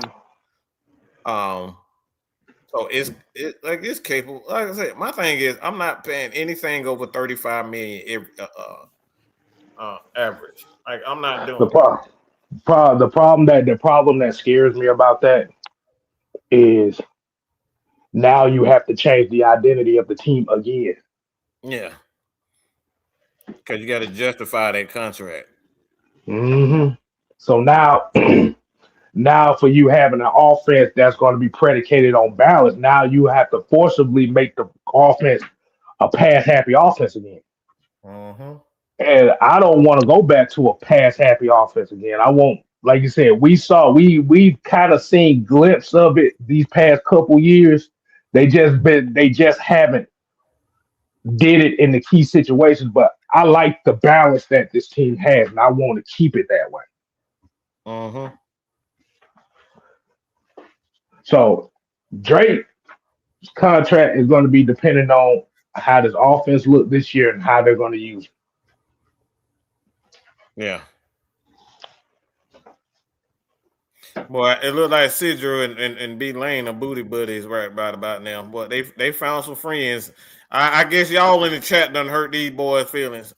They up here, they're trying to connect to each other. You know how babies, when they crying together, they start hugging each other, grabbing each other here. Yeah, it's gonna be all right. They're not gonna pick us on no more. Come on, baby. Come on, B Lane. Give me a hug, baby. But like I said, the funny part was that Mike Vick Desmond Ritter thing was an experiment that basically told me that basically showed everybody exactly why why we the add quote unquote. Man, because I said Ritter is a better passer. Always has been a better passer. That was the experiment that passed with flying colors. Flying colors, boy. Good God. It passed with flying colors. We found another topic for the last 10, 15 minutes, and they still running back to what hurt they feel. Exactly. So it did exactly. So basically, we did exactly what we needed to do, and we found out what your weakness is. Boy, it's easy. It's so sad. It's so sad because the thing about it is, we know Mike Vick is obviously the better overall talent. We know that for a fact. Yes. But the fact that we poked a hole in their fandom with one little fact, and they went off the rails like that. That man said Mike would give Desmond Ritter $200 million. Oh my God! I don't even remember the last time I said give any quarterback $200 million, yet alone him. Boy, we cussed their ass out for giving Kirk Cousins his damn contract. Money out. God I'm like $180 million for what? And that's video documented evidence on that right there. It's everywhere, okay? It was everywhere. There is video documented. Even our response to that shit was insane. Okay, what the hell? You drafted Mike? It didn't make It is. Because the thing is, the $180 million didn't make sense anyway. It did. For one thing, it really never did. So like, okay, what is it? Because I was looking at it is, okay, this is probably one of those front-loaded contracts, maybe a year or two, whatever. And then they had the mitigated gall to draft a quarterback 8th overall 3 weeks later. Yeah, I lost. And I'm sitting here like, what? Completely lost it. Yeah, I fucking lost it. That shit didn't make no sense to me. What? Hold on. I was like, wait, time out. This right here, it's coming right here.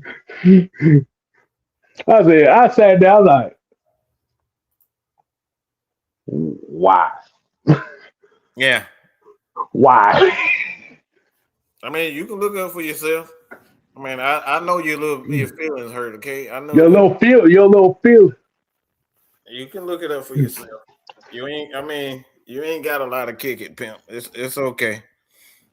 Mm-hmm. Hey, we'll put it in the community tab so you can see the reaction of it. We'll do it for you. So make sure you make sure you tune into the community tab. So we're going to put the initial reactions of the Kirk Cousins shit. So to prove to you that we was kind of flabbergasted. Literally everybody was kind of flabbergasted about everything. Mm-hmm. the hiring of the head coach, the signing of Kirk Cousins, and the draft of Michael Penix. All our stuff is documented, well documented. I'm like, ooh, I'm like, I hope you. Even my black ass tried to justify like, well, they might be looking at this as a Jordan Love, Aaron Rodgers situation, and that's what everybody and their mama did. That's why I was trying to justify myself, trying to find a reason why. But then it's like it just kept going back to $180 million, and I'm like, that's numbers you would pay for a quarterback you would expect to start at least 3 years. Mm-hmm. It's okay, y'all. It's okay. It's okay. See, if you actually look at the content instead of what people say that we say, there's a lot of layers in the conversations we had. Once you get out once you get out of the emotional trigger point and actually listen, you gonna understand. You'll understand why we're saying what we're saying. But that's not what they do, Gil. But that's not what they do. And like Ty said, yeah, like when I said fire terror. He hurt his feelings. The motherfucker named Cicero in his feelings, okay? Like, you need to spank your mama for your goddamn name, but you up here talking about some spent little rattler. Boy, if that coochie ain't steaming right now, like, this motherfucker is, boy, he need to be touched, okay? You need to be touched by Mike Vick right about now. Somebody came in. That motherfucker he's still checking about the shit. We moved on to something else. Him and B Lane are touching each other. Like, y'all wet in y'all box together waiting for Mike Vick, okay? Y'all proved the exact point we talked about, man. So even Rich done moved. Even Rich done moved the fuck on because he understood where the whole conversation was going. But these two, good God Almighty, these motherfuckers heard Desmond Ritter and fucking blew a circuit. These motherfuckers heard Desmond Ritter and blew a fucking circuit. Nigga. I said, wow. They blew it, kid. Good God Almighty. Y'all. So I want to thank B Lane and I want to thank Cedro because y'all made the experiment so much more worth it. Oh boy, this was fun. That was fun. These motherfuckers blew a circuit. They heard Desmond Ritter. Heard Desmond Ritter name and lost their goddamn mind. Oh my God. Y'all make it easy to be the senator, okay? Y'all make it easy. I mean, y'all really do. Like I said, the numbers still don't lie, but it's the fact that the conversation was had that made these motherfuckers just go nuclear on some shit. No, you ain't toxic. No.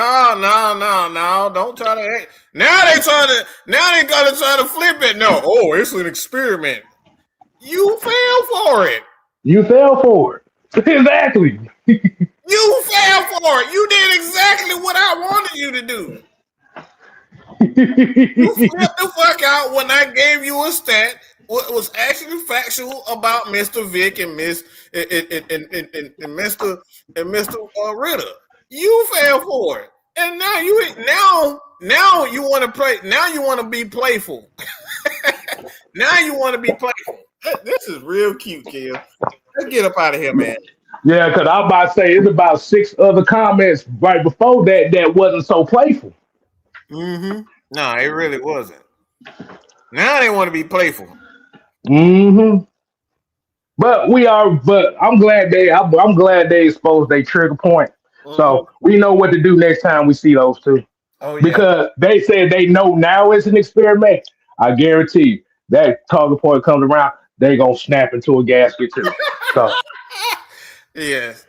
And no, Richard, I don't think you rebuild the offense. You just keep on going for what you have. Yeah. No need for that. Yeah. You want to keep the offensive line intact as much as possible. Mm-hmm. I'll just be honest. Like you said, with Caleb McGarry gone, right now Chris Lindstrom, and which actually helps a lot. That actually helps to keep Bergeron. So that actually was a blessing in disguise. So you Yes. want to keep those two intact. I want to say hello to our special friend Kevin, DJ Freak Leak. Just want to say hi, low to you, sir. Oh, you talking about talking about the one that got a problem with us? Yeah, you talking about him. Yeah, I wonder why he came in on this conversation, kid. So I just wanted to do. So when he heard, like you said, once again, it's another one of those. Yeah. For those that don't know, DJ Freak Elite had an issue with me and Mike over Lamar Jackson. This is one of those Lamar Jackson fans that can't stand us. But it's very interesting. He came in. Don't come in on no other show unless it involves Mike Vick, Lamar Jackson, and that's it. That's it. Or the quarterback position. The quarterback position in general. If it ain't the quarterback position, he doesn't show up at all. At all. But when we talking about the quarterback position, ta-da! DJ Freak Elite shows back up. It'll be fine. So we got Ryan Newsel. He's a starter, but I expect there to be competition. That's what Callahan does. He'll have a. I'm not worried about our offensive line. He's one of the best, if not the best, in the NFL. So I think we'll be fine. Exactly. All right, let's get up on out of here, man. I'm hungry. I'm about to. Thank you everybody for joining us. Stay tuned Monday. We'll have a topic. Don't know exactly what that topic could be, but y'all got any ideas? Y'all can always leave a comment in that. We appreciate B Lane, Rich, Sidro, everybody that comes over here, and learn how to know how to debate without acting like a little bitch and try to act like we bullying people. You know what I'm saying? It's the spirit of debate. But if you enjoy what we do, hit that subscribe button right here on Mad Mike Sports 6MK Live. Monday, we'll be right back. And that right there is the bottom line. Because Mad Mike Chat Show. If somebody if I could deal with somebody telling me that I need to die of throat cancer because I'm a Matt Ryan fan, y'all y'all too damn sensitive. Yeah, I look, man. I done got so many death threats for being a Matt Ryan fan. Nigga, y'all all right. It's all good, man. Like I said, we got a lot of death threats. Surprisingly, this year we haven't got one, so that's good. No, this is actually the first year we haven't gotten one. I think progress.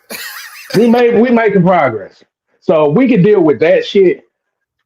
Y'all getting triggered over hearing Desmond Ritter is the silliest shit ever. So, all right, man, we out. We out, man. Peace. I'll holler at y'all.